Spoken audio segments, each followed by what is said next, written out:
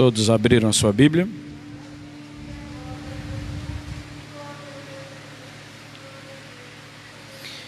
Meus irmãos,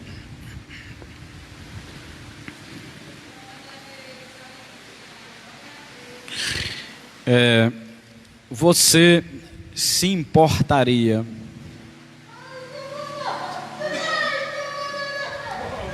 se o seu pastor se preocupasse com a sua vida? Você, o que diria se o seu pastor se preocupasse com a sua vida? Aí você pode perguntar, mas em que sentido? No sentido espiritual. Porque ao pastor não compete a ele preocupar-se com seus negócios, nem com sua vida pessoal, mas com a sua vida espiritual. Você acharia bom se seu pastor se sentisse incomodado a ter cuidado e diligência por sua vida espiritual? É o que eu vejo na pessoa do apóstolo Pedro e de toda a liderança do Novo Testamento, como também do Antigo Testamento. Por isso que se escrevia cartas. O apóstolo Paulo escreveu das que estão registradas no Novo. Os teólogos chamam de canonizada, ou autenticada como inspirada. O apóstolo Paulo escreveu 13, 3 pastorais e uma carta especificamente a uma pessoa que foi Filemon. Então 13 menos 4, 9, né? Então essas 9 que se completam a coleção das 13 cartas, que é chamada de carta ou epístolas paulina, o apóstolo Paulo escreveu a 9 igrejas.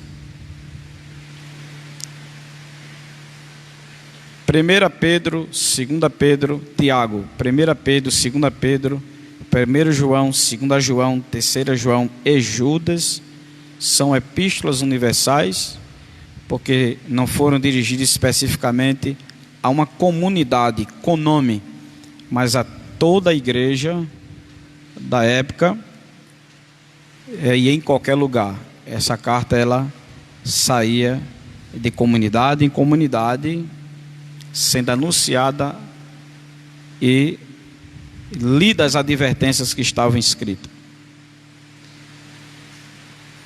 Hoje, se um pastor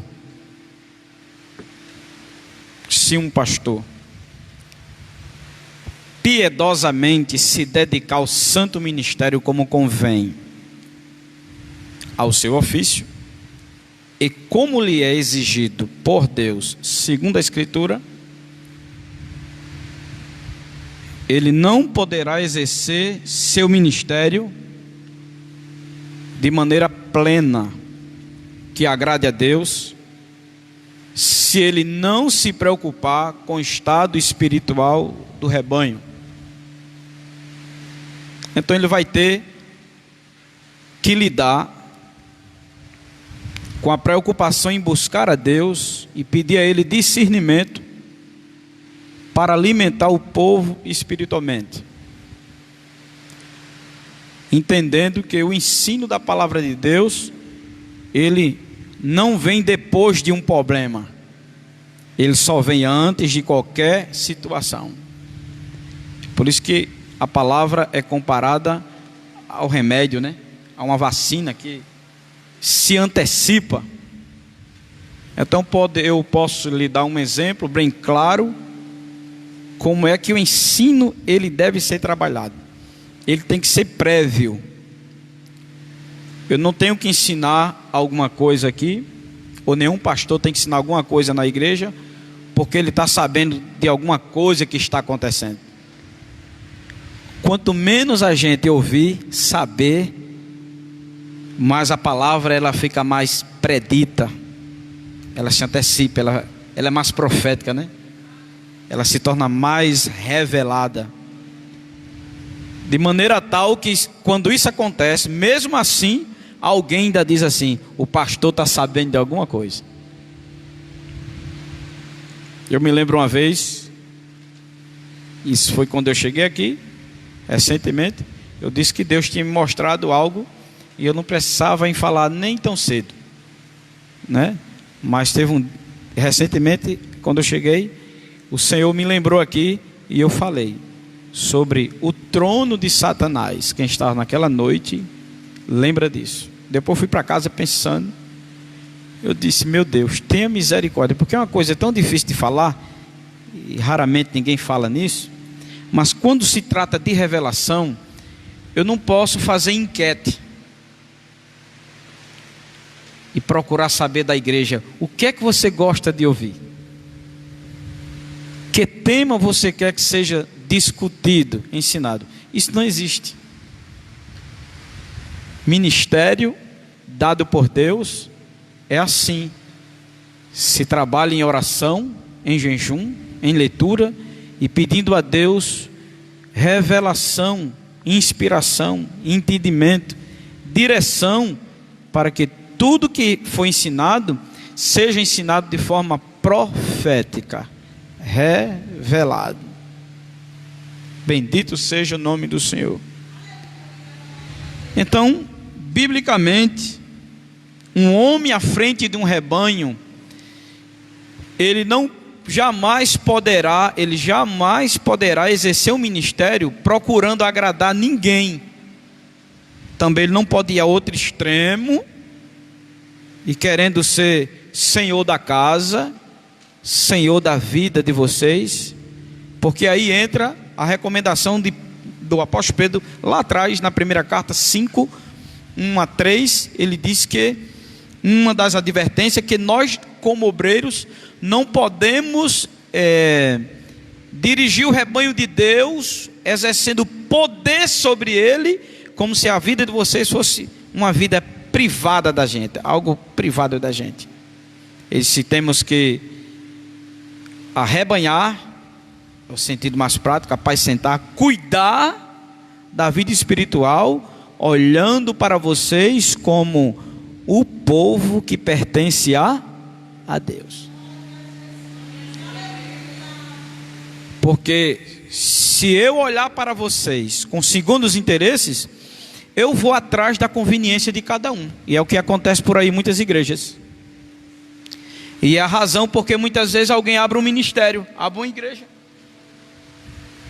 A ideia não é arrebanhar, cuidar, para livrar almas de irem para o inferno e fazê-las entrar no céu. A ideia é tirar proveito. Se eu abro uma igreja, entre aspas, nesse sentido que eu estou dizendo aqui, que isso é vero, Deus tem me revelado isso. Se eu abro uma igreja aqui, se eu ponho um ministério aqui, porque eu quero ser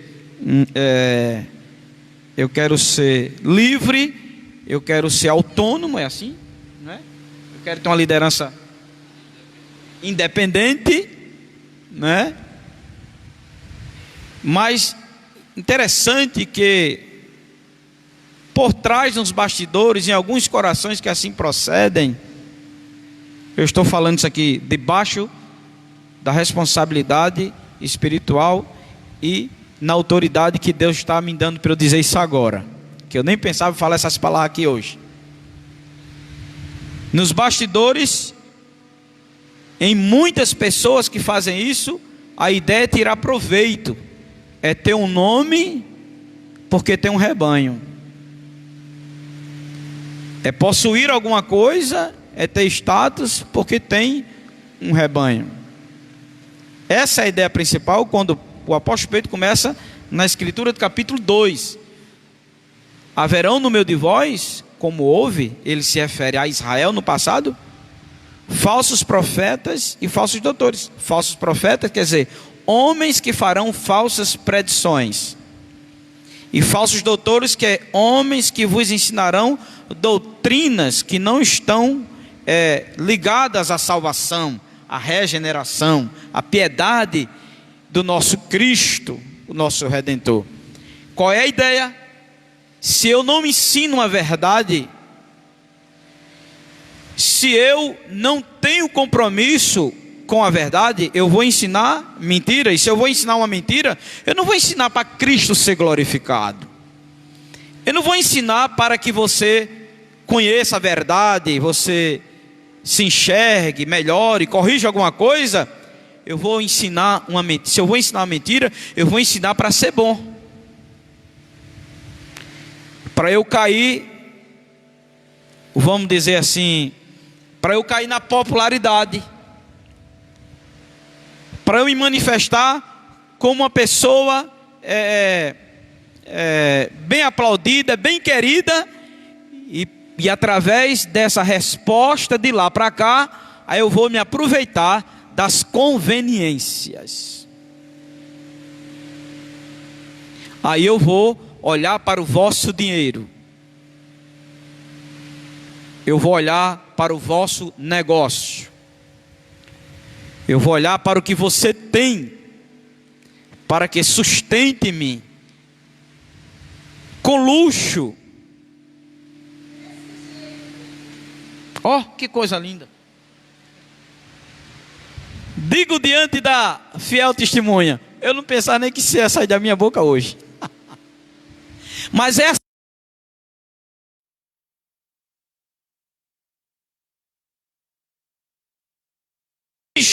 do foco do rebanho e se colocando na frente do rebanho. Glória ao nome de Jesus. E quando isso acontece, ninguém, digo ninguém entre aspas, dos bastidores do ministério, entre essas pessoas a quem o Senhor se refere dentro dessa palavra, ele não está nem aí se seu casamento se acaba, se ele fica em pé, se você se prostitui, adultera, se você mente, rouba, porque a vida dele está engodada em alguma coisa. Então ele não tem compromisso e nem tem moral. Também o Espírito Santo não vai dar. O Espírito Santo não vai dar. Glória ao nome de Jesus. E o que é que acontece? É que rebanhos assim, igrejas assim, as pessoas gostam. Mas gostam por quê? Porque o engano, ele é sedutor. Por isso que o apóstolo Pedro usa o termo sedução. Aleluia. Está numa igreja onde não haja a revelação da verdade, aleluia, isso interessa muita gente, porque o ego será preservado, o coração corrompido pelo pecado, de vícios e maldades, não será tratado. Então essa igreja é boa, esse pastor é parceiro, esse homem merece todo o aniversário dele uma viagem a um canto bem bonito aí no mundo.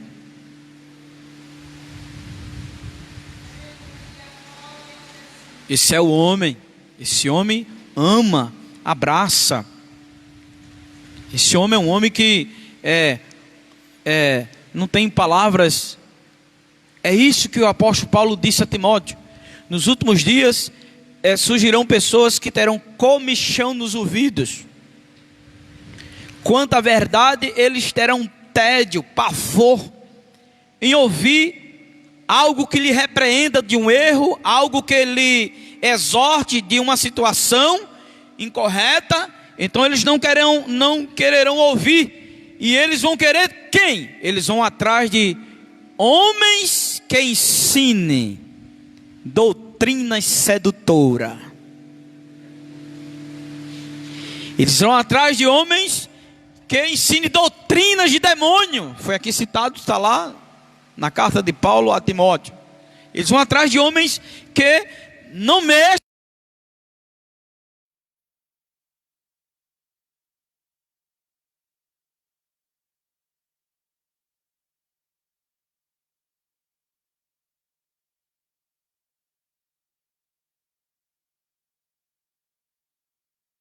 Preparados para tudo que estiver relacionado à vida espiritual, desencorajados de ir.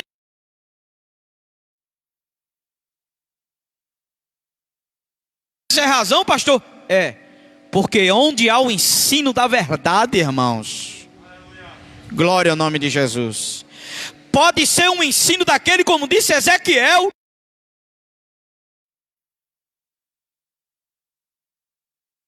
o rolo amargava e o C dizia: coma, mastigue, deguste, engula.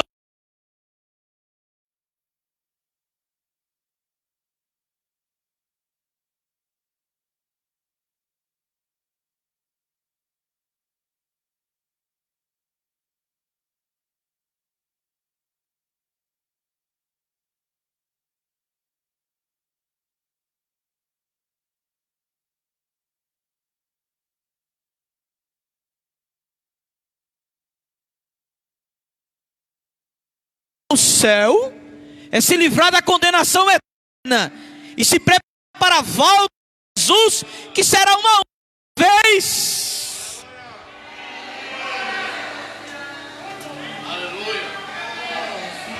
Aleluia. Ó Deus, ajuda-nos. Glória a Deus. E eu há poucos dias venho pensando nisso, que muitos crentes, irmãos, Satanás está enganando de uma maneira que em você conversar com pessoas enganadas, 5 minutos, 5 para um crente espiritual, conforme Paulo escreve lá em 1 Coríntios 2, um homem espiritual, 5, eu não quero mais do que 5 minutos, 5 minutos, um crente em comunhão com Deus, que tem discernimento,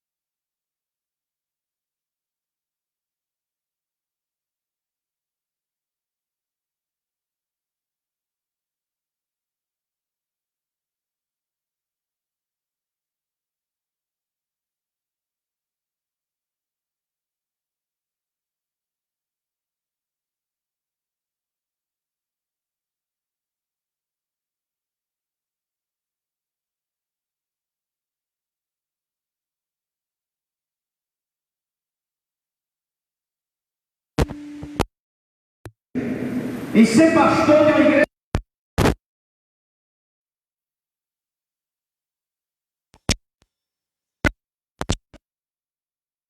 Se o mesmo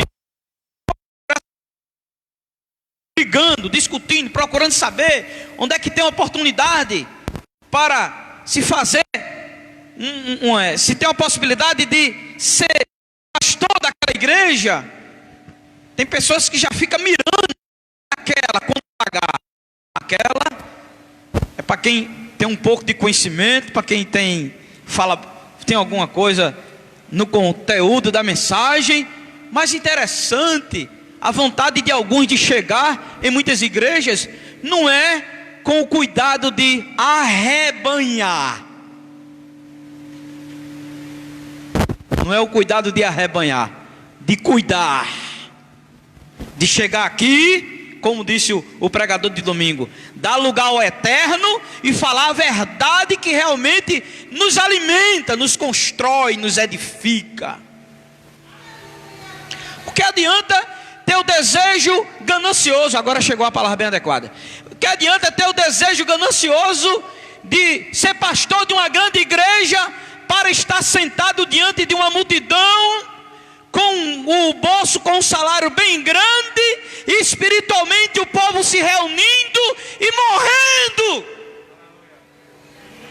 Que esse mesmo desejo fosse 1000 vezes com a ideia de dizer: Senhor, se tu queres que eu vá naquele grande rebanho, me encha de autoridade, me dê a mensagem para levantar os caídos e fortalecer os que já estão vivos.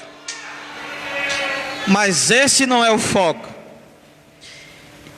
E o Espírito Santo está me dando essa graça de me revelar isto para descarar esse engano que Satanás está controlando, irmãos. A igreja não progride mais espiritualmente porque Satanás está controlando muitos líderes que deveria ser a boca de Deus, deveria ser homens que revelassem a verdade que você precisa para chegar no céu.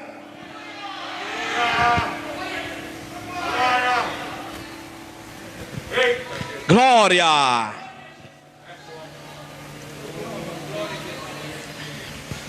Aleluia! É por isso que eu perguntei no começo: você se incomodaria se seu pastor, dirigente, se preocupasse mesmo com a sua vida espiritual? Porque vai ter momento que ele vai falar coisas que você não vai gostar, coisa que você vai ficar com um bico tamanho daquele, uma ironia no bom sentido, vai ficar com um bico tamanho do bico do tucano, e vai até dizer assim: nem meu dízimo eu vou dar. Não precisava de falar aquilo. Interessante, em João 2 não precisou Jesus falar, ele precisou Jesus fazer. Pegou um chicote, foi lá na mesa onde estava trocando dólares e euro, mesa de cambista. Jesus disse: nem aqui não. Virou assim, e com o chicote na mão, e o povo assombrado. Ele disse: aqui é a casa do meu pai, casa de oração. Como que dizendo: onde está o respeito pelo que é santo e sagrado?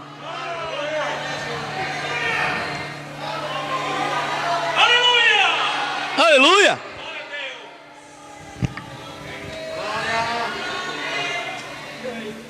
Mas hoje o negócio está tão difícil que nós, pastor, para dar um conselho a uma pessoa, nós temos que orar e pedir a Deus: Jesus, me revele mesmo, fazer prova. Senhor, é o mesmo? Ou é o Senhor? É o Senhor? É o mesmo? É fulano mesmo? É cicrano que eu tenho que falar isso?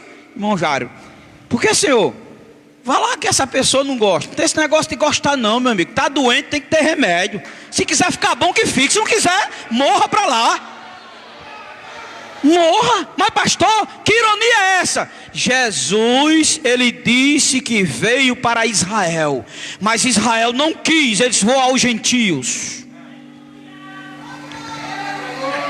Agora lá adiante eu vou ter uma conversa com Israel. E a conversa vai ser 7 anos de grande tribulação, debaixo de um governo mentiroso, pensando que é o Cristo e não é. No final é que vão ver: eita, olha a quem nós desprezamos. Era o verdadeiro e não sabíamos. Aleluia. Você quer ser um crente de verdade? Você quer ser alguém que quer crescer no conhecimento e na graça do Senhor? Você quer ser parte da igreja que vai morar no céu, subir no arrebatamento. Então deixe quem guia o rebanho lhe ajudar, seja eu ou outro que passar por aqui responsavelmente. Deixe que ele faça o trabalho de apacentar. O apóstolo Paulo diz uma coisa a Timóteo interessante, que ele diz que nos últimos dias irão surgir pessoas que elas apacentarão a si mesmo, e não vai querer que ninguém lhe oriente, de maneira que se você for aconselhar, eu penso de outro jeito, não é assim que eu penso não. Aí diz, não, mas não é desse jeito não. Tá vendo que eu não como isso? Às vezes é um remédio para salvar o vaso e ele não quer. Aí lá na frente, quando abre um buraco de uma vez, não tem nem que ele se agarrar. Vulco, quando a gente procura a pessoa, desapareceu. Por que desapareceu? Porque desprezou um conselho de Deus,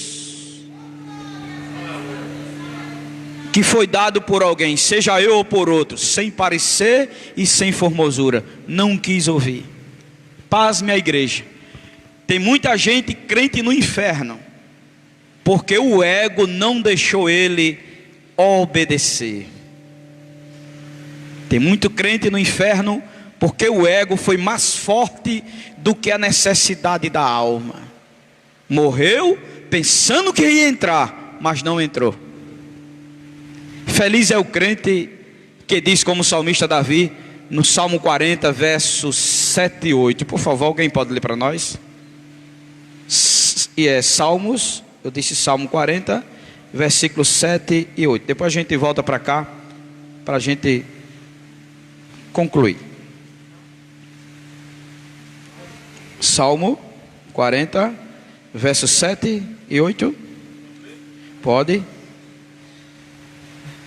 Então disse, eis aqui vem, no rolo do livro está escrito de mim, deleito-me em fazer a tua vontade, ó Deus meu.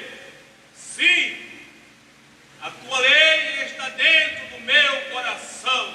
Que coisa bonita. Lembrei-me agora de Lucas 10, se não me foge da memória, 39 a 42, se não me foge da memória. Vamos ler esse outro texto para a gente fazer aqui uma correlação deles. Lucas, eu disse 10. Quem tiver Bíblia, acompanhe por favor. 10, 38 ao 42. Como é que está escrito?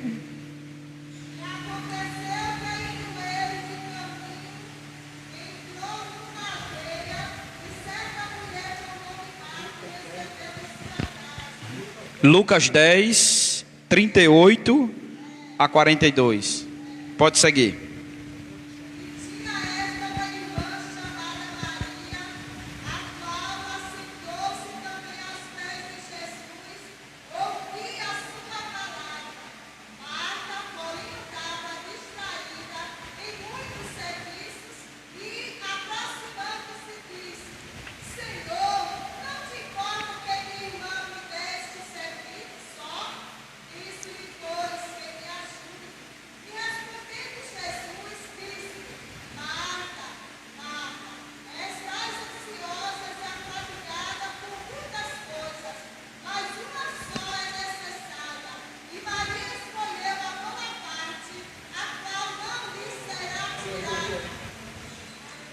Amém, igreja?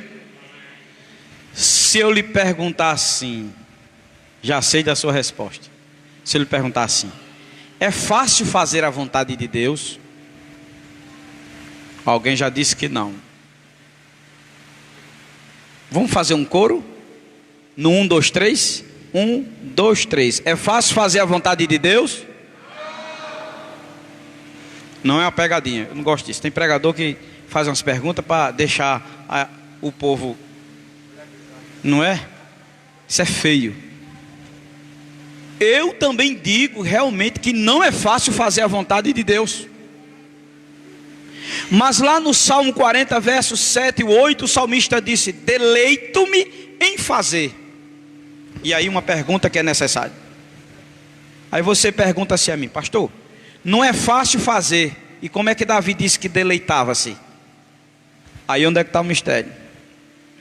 Não é fácil fazer enquanto não está convencido fazer. Depois que a gente se convence de fazer, irmão Jário, o apóstolo João, na sua primeira epístola, vou ficar devendo o texto, e quem achar me ajude, porque não notei aqui.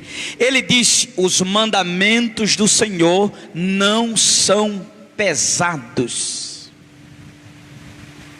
Por que não é pesado? Porque quando alguém se convence, aleluia, tudo para ele em relação à obediência é gratidão. Quando ele passa a saber de uma coisa que não sabia, que é uma exigência de Deus, ele diz: oh glória, mais uma para eu cumprir, e na minha obediência eu quero agradecer a Deus por ser salvo. Amém? Diferente quando o crente não está convencido, quando ele é exortado, aconselhado individualmente ou pela palavra, que no modo coletivo ele diz: essa daí eu nunca escutei. Não, é porque dentro não está convencido.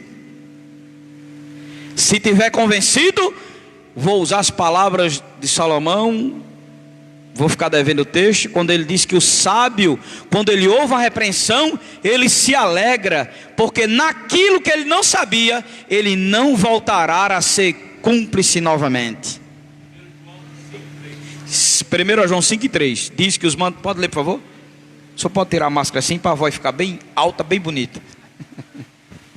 Porque este é o amor de Deus, que guardemos os seus mandamentos, e os seus mandamentos não são pesados. Por que não é pesado, pastor? Mateus 16:24, ele diz: se alguém quiser vir após mim, negue-se a si mesmo, toma a sua cruz e siga-me. Por que não é pesado, pastor? Porque em Mateus 11:28, 29 e 30, ele chamou os que estavam cansados e oprimidos para levar uma cruz e um jugo. Só que ele disse: aprenda de mim a ser manso e humilde de coração, e o meu jugo e o meu fardo será suave e leve. Por isso que obedecer a Deus não é motivo de constrangimento.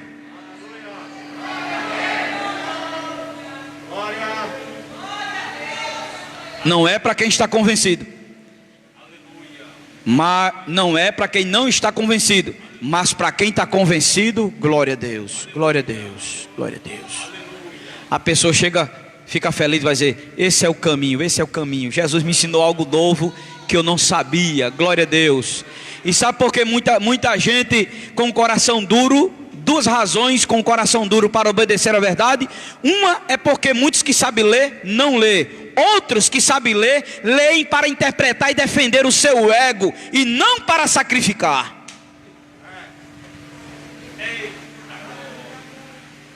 Não devemos ler a Escritura para defender nenhuma fraqueza nossa. Não queira interpretar o texto sagrado para se defender de alguma coisa.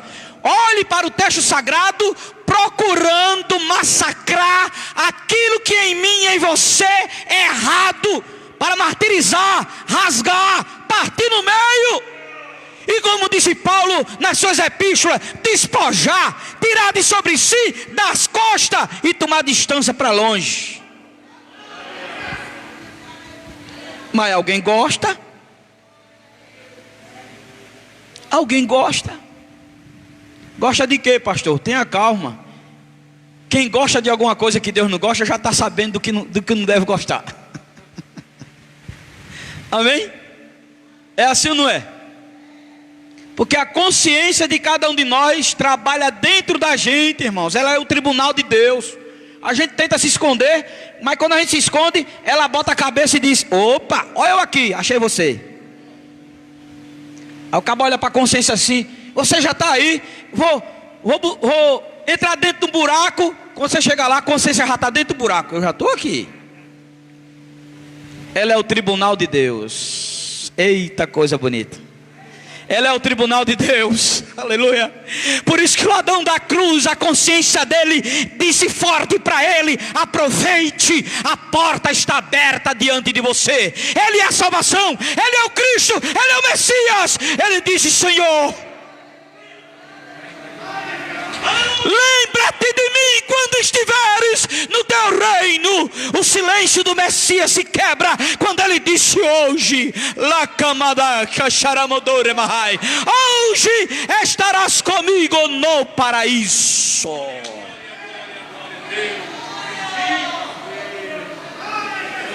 Aleluia. Se a nossa consciência nos achar, agradeçamos porque ela nos achou.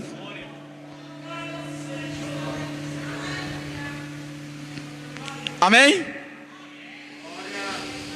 E a consciência vai buscar muitos crentes nos trabalhos. A consciência já está procurando muitos crentes nos trabalhos. Mas por que ela vai me procurar no trabalho? Porque Deus está usando ela para que você se acorde e desperte para fazer o que é certo, o que é justo, o que é honesto. Que não está indo certo por lá, então a consciência ela vai lhe apertar um pouquinho para que você se ajuste, porque Jesus está voltando. Agradeça se a consciência lhe achar. Oh, glória a Deus. Da canama xanamaracantai, o morre me raça. Da calama suriandalamas. A consciência, ela está andando dentro de casa.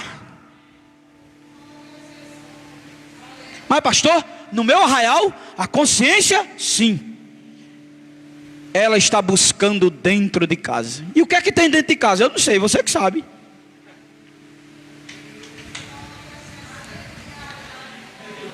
Eu acho bom Jesus, como diz irmã Sônia, eu acho é bom Jesus. Não é, irmã Noemi, ela diz? Ela está bem alegre, a minha sogra disse: eu acho é bom Jesus. Eu acho que ela está assistindo, que ela não perde uma terça, está em casa por causa das enfermidades, mas é uma mulher guerreira. Pastor Ferreira também, seu esposo. E ela, quando se alegra, diz: eu acho é bom Jesus. Mas interessante, nesse momento eu fico alegre porque Jesus está aqui falando com nós de uma maneira muito especial, que nem eu mesmo pensava em ministrar dessa forma. Porque às vezes a gente fica em casa pensando como é que vai ser. Eu vou tremer mais hoje do que os outros dias, eu vou gaguejar, Senhor, vai faltar palavra, como é que vai ser? A gente pensa um bocado de coisa. Como é que eu vou falar? Jesus, como é que eu vou bater a meta hoje? E eu estou batendo, estou sentindo que eu estou batendo a meta hoje. Oh, glória ao nome de Jesus. Porque a gente tem que procurar agradar a Deus, para que Ele se agrade de você. Nós agradando a Deus, Ele se agrada de você. Porque quando a gente agrada a Deus, Ele flui sobre nós. Você recebe, aleluia, dá conta do que recebeu, e Deus vai ter prazer sobre você.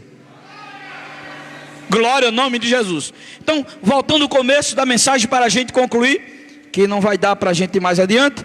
Então, se seu pastor, eu ou outro qualquer responsável, honesto, segundo a dignidade que o ministério lhe dá, de exercer o seu ofício, se ele se preocupar com a sua vida espiritual, você permite? Ou você vai dizer, como alguns dizem, pastor é para estar na igreja, dirigindo o culto, falando a palavra e pronto. E se Deus mandar eu ir na sua casa, você baterá a porta na minha cara, como o samaritano bateu na de João, Pedro e Tiago? Ou você vai dizer, se o pastor está aqui, alguma coisa, meu pastor, entra aí. Seja eu ou outra pessoa. Eu não estou botando eu aqui, não andou não. Porque a gente que é do ministério não precisa de andou não. A gente tem que ter o pé no chão bem firme e em passos bem devagar. Glória a Deus. Mas seja eu ou outro, chegar lá ou aqui, se o Senhor nos der a direção de lhe dar um conselho, você vai aceitar? Glória ao nome de Jesus. Eu me lembro, o Espírito Santo fez lembrar aqui um exemplo disso. Eu vou fechar, se o Eterno permitir. Outro dia a gente vai entrar mais um pouco. Eu dirigindo um trabalho, era uma santa ceia. Santa ceia. Interessante que nesta santa ceia eu fui fazer a leitura, já faz alguns anos isso. E quando eu fui fazer a leitura da palavra, não era do ato ainda, era da palavra. Quando eu fui fazer a leitura, eu olhei para o coral, ou era um conjunto de irmãs, não lembro ao certo. No banco da frente, uma irmã com a Bíblia aberta e os 2 meninos já grandinhos do lado dela, um de outro e outro de outro, em pé em cima do banco. Eu, quando vi aquilo ali, eu deixei a Bíblia aberta no texto da leitura, mas fiquei olhando assim. A igreja olhando para mim sem entender o que estava acontecendo. E eu parei, fiquei olhando para a irmã e os meninos em pé no banco onde ela estava sentada, todo mundo em pé, um de um lado, outro do outro, já grande. E escora daqui, e ela com a Bíblia aberta, e eles, para ela, tudo certo. Normal da Silva. Para mim não. Para mim, não sei para o restante da igreja lá. Para mim não. Mas eu fiz questão de ficar olhando para ela, com a Bíblia aberta olhando para ela. E ela fez assim para trás. Eu estou lá. E o tempo passando, a igreja em pé, o que é que está acontecendo? E eu estou lá. Ela entendeu. Quando ela olhou assim para os meninos, desce. Eu disse, irmão, agora nós vamos ler. Aí li. Quando eu terminei de ler a leitura, que eu orei, o Senhor me deu autoridade para eu falar uma coisa, sem machucar ninguém. Eu disse, irmãos, tudo que é público em nossa cultura brasileira, tudo que é público em nossa cultura brasileira, tudo que é público em nossa cultura brasileira é tratado diferente do que é privado. E eu disse, está no sangue do brasileiro. Na Europa não é assim. O que é público é tratado da mesma maneira como o privado. Ninguém abusa. Seja metrô, seja ônibus, seja praça, seja o que for. Tudo que é público, ninguém usa de vandalismo, ninguém abusa no uso, tanto quanto no privado. Está no sangue do europeu. Não sei se em toda a Ásia é assim, mas está no sangue do europeu. No Brasil é diferente. No Brasil é diferente. Se a gente está, permita assim, a gente está no coletivo, mas entre aspas, que não tem, tem pessoas que ela pratica um ato de abuso sem perceber, que está no sangue. Trata a coisa pública de uma maneira normal, mas quando está no privado, se quebrar aqui, tem câmera, eu pago. No público não. Pode arrancar uma banda, levar para casa, deixar no meio da rua, não tem problema. Os impostos da gente é que paga. Aí eu disse, na igreja é do mesmo jeito. Dou meu dízimo, dou minha oferta. Eu digo, muito bem, você dá seu dízimo, dá sua oferta. Mas quando sua criança vai no banheiro, que pega o rolo de papel, que sai assim, ó, é por causa do seu dízimo, da sua oferta, guarda o seu dízimo, guarda a sua oferta. Se esse lugar é santo, tudo que envolve ele tem que ser santo também. Mas é um papel higiênico que você está dando dízimo e oferta para quê? Para o seu menino ou sua criança praticar inocentemente ato de vandalismo. E quando se vai ao pai, e eu disse lá, e quando se vai ao pai e dá um conselho, olha, a irmã das crianças foi lá e viu a sua criança.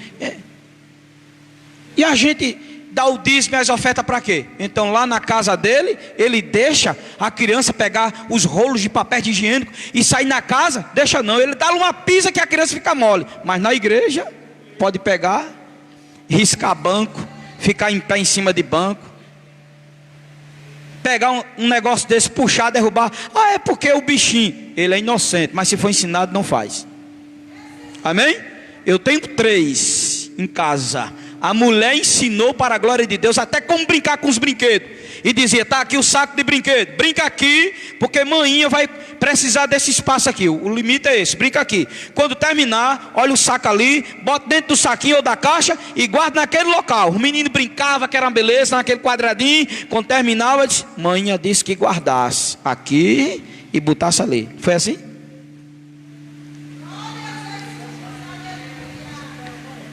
Quando comia, era na mesa. Tem esse negócio de ir pro meio da rua comendo banana, chupando laranja, manga com a boca toda suja. Não, como aqui na mesa, mesa foi feita para comer. A gente criou os meninos dizendo, olha, mesa foi feita para comer. Cadeira na mesa, sentar na hora do café da manhã, almoço e janta. Mas não, hoje muitas crianças é ensinada de um jeito que quando sai na rua, num shopping, faz vergonha, irmão. Parece que está numa feira de jarambada.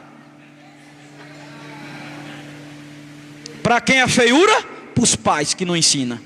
Porque se ensinar, os meninos, ó, é tudo bitoladinho. E não precisa dar de macaca, de cacete, de pau nem de vara não. Os meninos, porque se ele...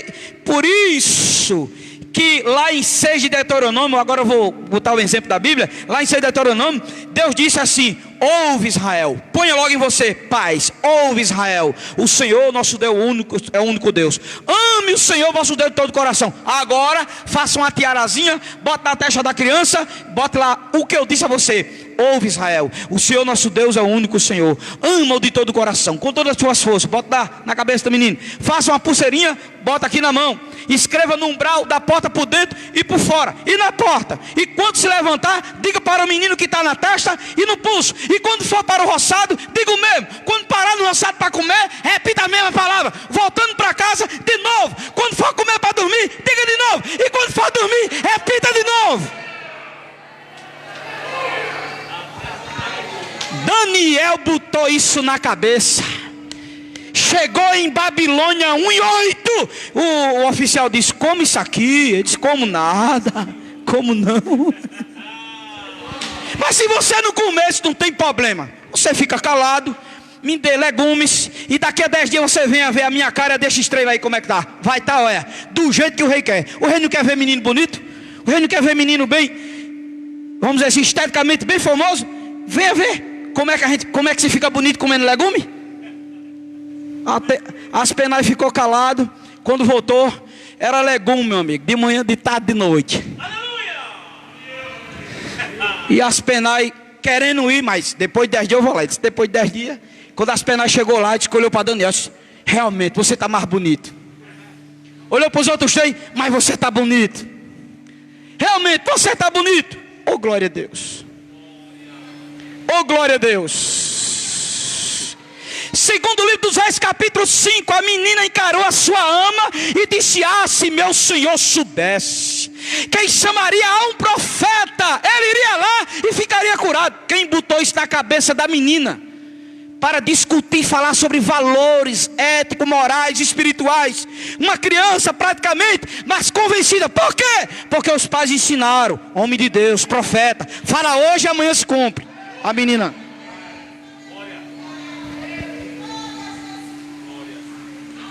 Aí são essas coisas. Amém, irmãos? Vamos para casa. Nosso irmão, deixa eu ver aqui o irmão para orar. Nosso presbítero Jardson Ranieri vai orar. Irmão Neides ministrará a bênção apostólica. Quinta-feira tem mais. Amém? Deus abençoe.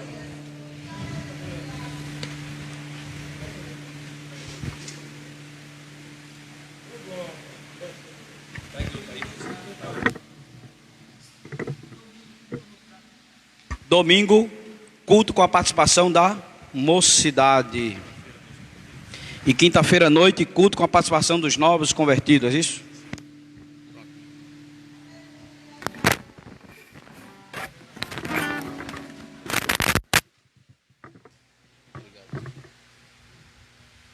queridos. Isso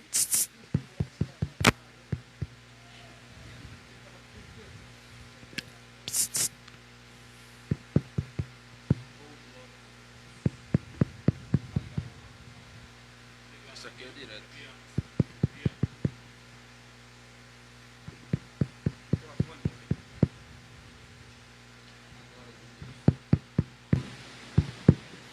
Saúdo a todos com a paz do Senhor. Oremos, soberano Deus e eterno Pai. Nós queremos, Senhor, te agradecer por esta rica oportunidade de estarmos aqui em tua casa nesta noite e de podermos, Senhor, na beleza da tua santidade, aprender mais de ti. Pai querido, que tudo o que foi falado por intermédio do teu Espírito, a igreja, seja, Senhor querido, introduzido em nosso coração, na nossa mente, para que possamos, Senhor, ser servos melhores ao ti e também ao teu reino. Senhor, eu te peço, nos leve em paz aos nossos lares, nos livre do mal, nos livre do homem sanguinário, do acidente, do incidente e de toda ingerência maligna.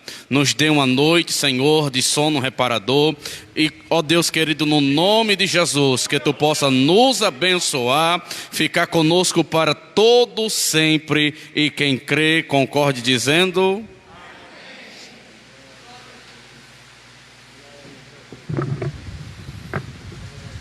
A graça de nosso Senhor e Salvador Jesus Cristo, o amor de Deus nosso Pai, a comunhão e as consolações do Espírito Santo, seja com todo o povo de Deus, desde agora e para sempre.